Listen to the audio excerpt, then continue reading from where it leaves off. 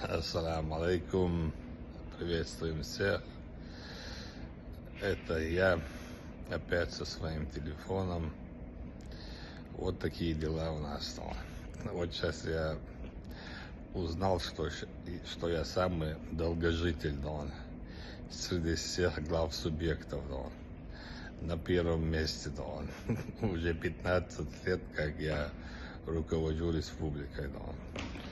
У нас, у кавказцев, у чеченцев есть пословица, каким бы ни был гость уважаемым, он долгожданным, если он вовремя уезжает, то это еще бывает, приятное. Поэтому я думаю, что в мое время тоже, пришло, пока меня не выгнали, Так что вот такие дела, оказывается, я уже старый, когда-то был молодым, самым неопытным,